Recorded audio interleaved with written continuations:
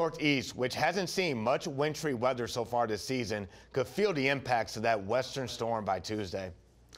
And with that, let's check in on how the weather will be at home with meteorologist Robert Suhr. So, Robert, we do know it's a severe night, so when can we expect those storms to start moving in? I'd say anytime after 11 o'clock. And we're going to time that out and get everybody everything you need to know here as quickly as possible. I'll do my best here. As Phil said, it is a severe night, and there's several reasons why that is. We are watching a line of very strong storms that will move in. That line is forming as we speak. The highest threat potential will be, I think, between 11:30 and about 2 a.m. All modes of severe weather are possible, but it's mainly a damaging wind threat. Now, here's that line right now across the Oklahoma Panhandle into northern Texas and southwest Kansas. Look at all of the severe thunderstorm warning polygons, as well as we have our first tornado warning of the evening. Actually, we have a second one north of Garden City. Now, these are not confirmed tornado warnings, but it's going to be a long night as this line moves into even more unstable air across western sections of Oklahoma. 50s and 60s right now across northwest Arkansas. We are in the mid to upper 50s across the River Valley. Now, as we go through the remainder of the next couple of hours, we'll be quiet.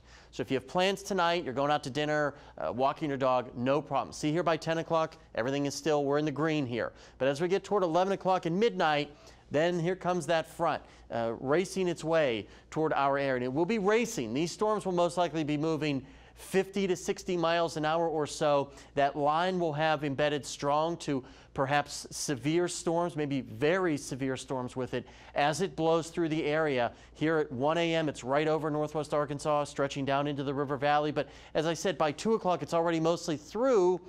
And by the time you wake up tomorrow morning, if you're not woken up by the storms, yeah, sunshine, clear skies, really not a problem. You might say, what storms? But yeah, they definitely will blow through. Now, here's what we're talking about.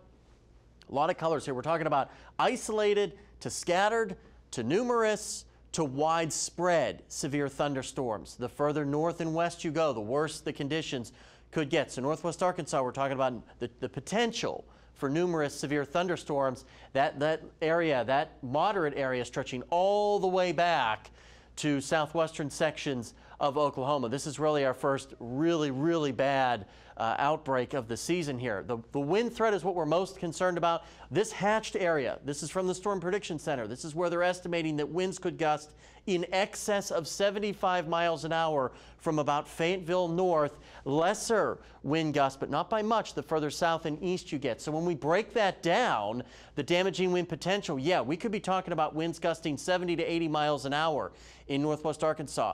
As I told Paul Petit, soil moisture is very wet. Trees could come down in some locations. Those wind gusts get less intense the further south and east that you go. So keep that in mind. Maybe bring in any loose objects. Thankfully, the hail threat is very low and the tornado threat is also quite low, but it is not zero. So make sure you have that plan of action in place because you could be woken up by your phone in the middle of the night.